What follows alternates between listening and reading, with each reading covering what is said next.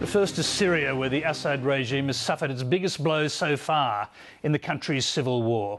There's been a major attack on the country's national security headquarters in Damascus. Syrian state TV is reporting that the Defence Minister, Dawood Raja, and the President's brother-in-law, Asif Shawkat, have been killed, while the Interior Minister and the intelligence chief have been wounded.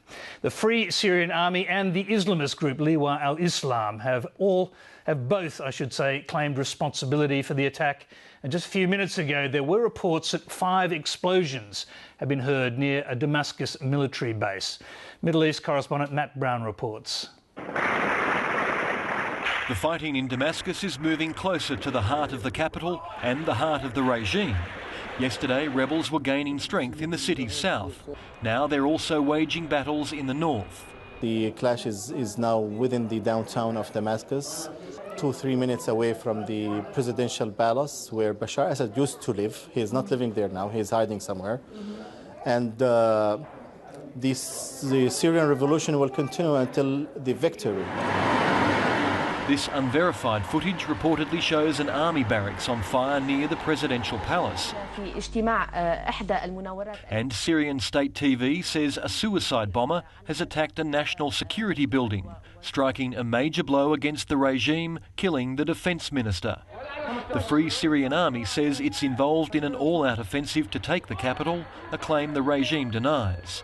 As the war intensifies, there are increasing concerns about Syria's stockpile of chemical weapons. The obligation is on the Syrian regime to protect its very sensitive stockpiles of chemical and biological weapons. That is their obligation. Unlike Libya under Colonel Gaddafi, Syria has not signed the Chemical Weapons Convention, so it's not made any formal declaration of its stocks.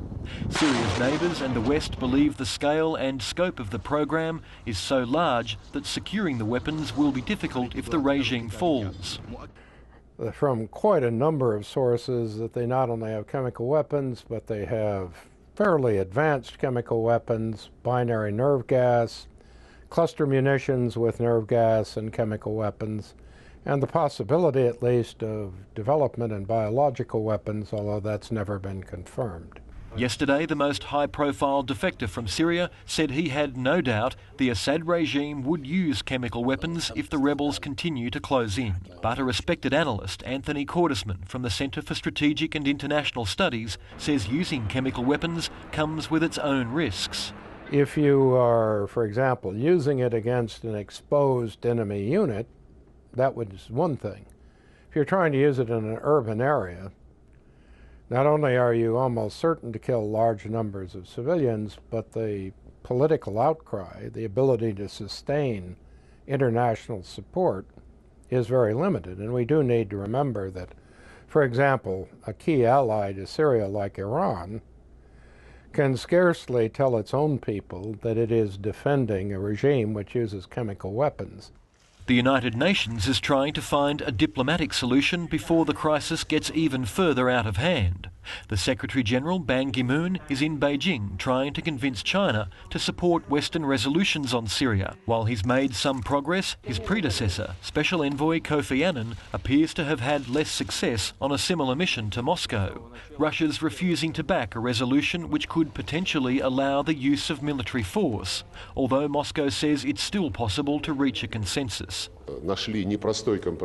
We found an uneasy compromise in Geneva at the conference Mr. Annan convened on June 30.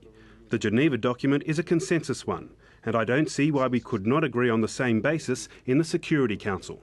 The Security Council is expected to vote tomorrow. Matt Brown, Lateline.